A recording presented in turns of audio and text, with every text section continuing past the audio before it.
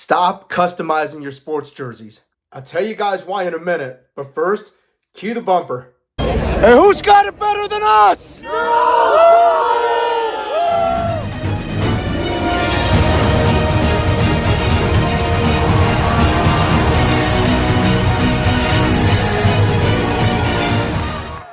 Welcome back to Jersey Head University, the intersection of authentic sportswear and passionate storytelling. We're working hard to create quality content for all the major sports leagues and really aspire to be the de facto resource for all things related to sports jerseys. We would love to hit our first milestone of 1,004 subscribers, but we know we can't do it without your support.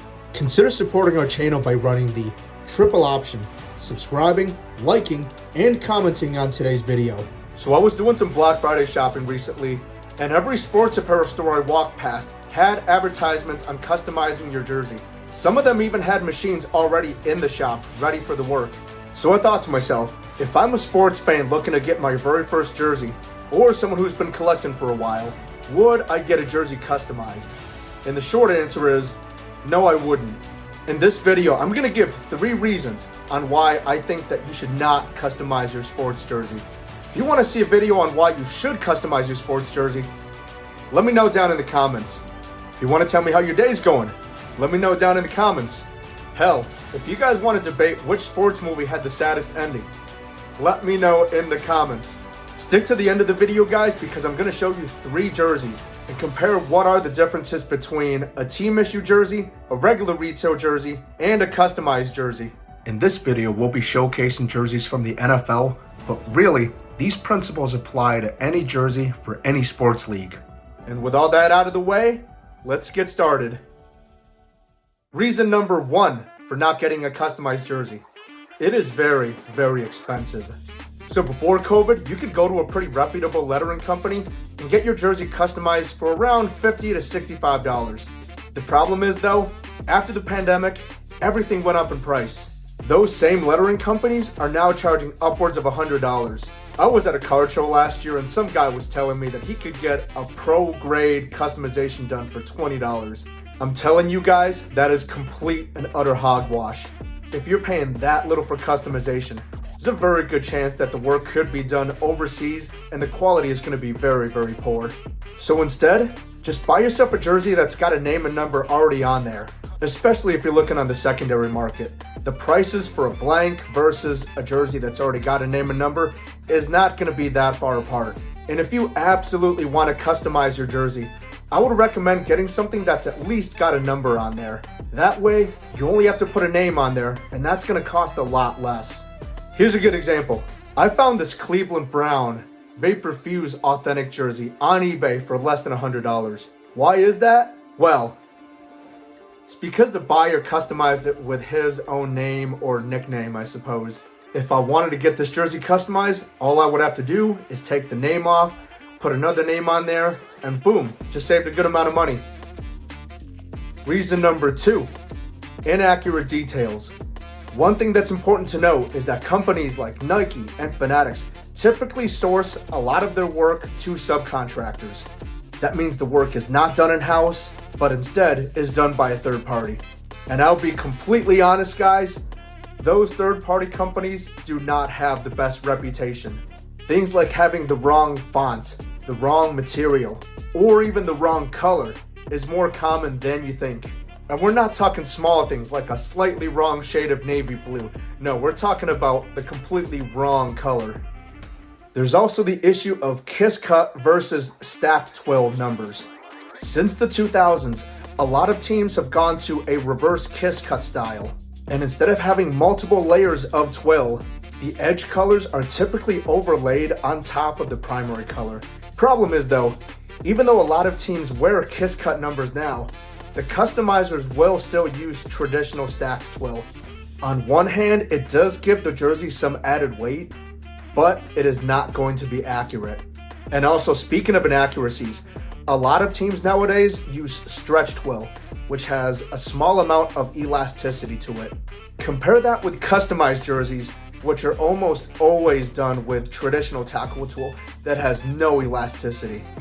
If it's just one missed detail every now and then, I think most fans could let it slide, but the problem is Customized jerseys usually get it wrong in multiple areas, and for the hardcore collector, it's a big no-no.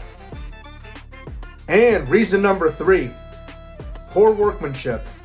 So earlier I talked about those big machines that you see inside of some stores like Lids and Dick's Sporting Goods that can customize your jersey right then and there. The problem is though, if they're able to turn around the jersey that quickly, it's probably got some quality control issues. Over the years, in-store customizers have slowly started to phase out the practice of sewing numbers onto the jersey.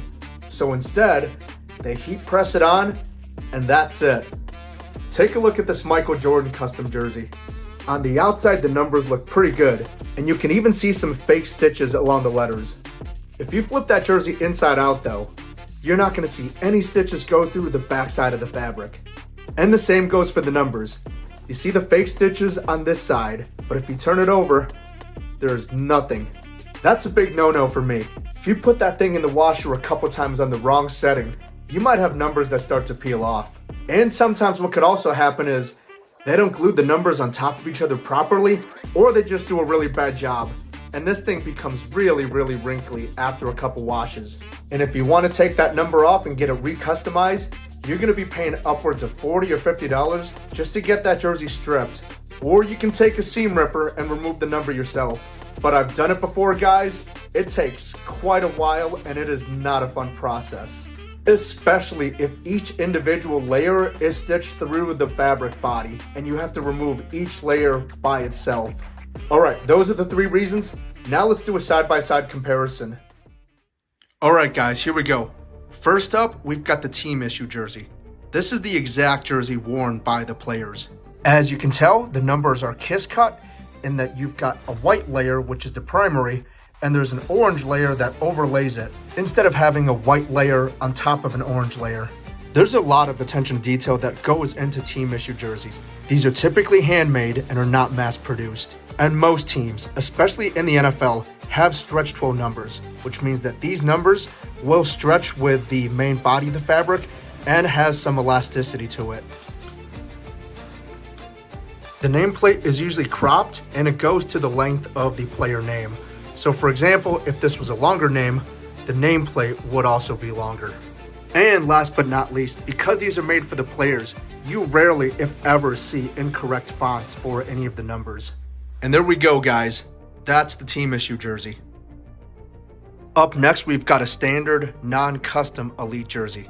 This is the highest grade jersey you can buy at retail, and from a quality perspective, will be the closest to the on-field jersey. Just like the team issue jersey, the number on the non-custom jersey will typically be kiss cut and made with stretch twill. Here you see the navy color as the primary and the orange border right outside of it. With these jerseys being mass produced, the workmanship isn't going to be as nice as the on-field jersey, but for the most part, they're okay. I'll be honest, guys, I think over time, the quality of the numbers have gotten a little bit worse. This jersey is from around 2012 to 2013, and as you can see, this is a really good quality tackle twill for a retail jersey. I cannot say the same for the more recent elite jerseys. The nameplate on this jersey is cropped, but I think it's just a coincidence that Urlacher's name just happens to be the length of the nameplate. I've got jerseys for Hester and Forte. They've got shorter names, but I think the nameplate is still going to be the same length.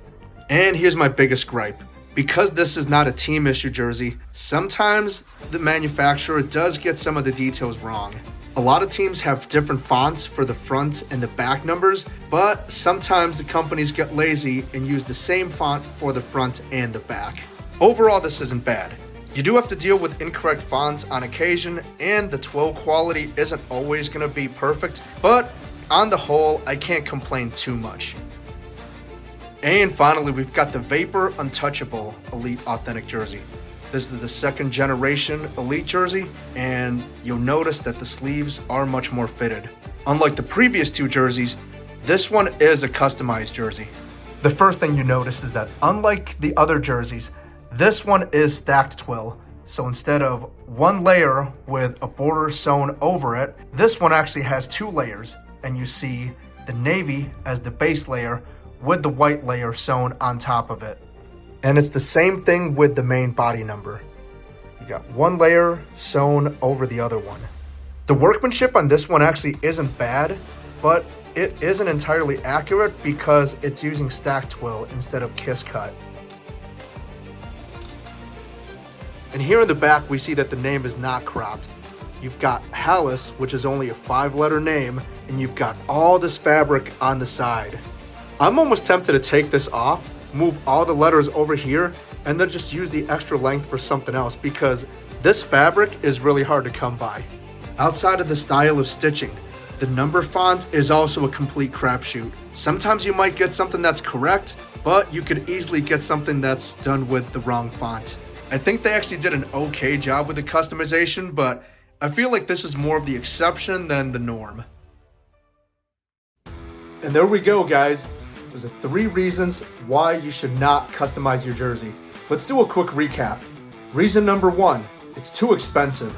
Reason number 2, the lettering companies that do the work don't always have the best reputation and could lead to inaccurate details. And number 3, the workmanship is not always the best and could affect the longevity of your jersey. But what do you guys think? Let me know in the comments. For me, I typically avoid customized jerseys unless it's the only option. It's very expensive, the details are not always correct, and the workmanship is shoddy at best. I used to get my jerseys customized pretty regularly, but to be honest with you guys, I don't think I've done a single one since the pandemic.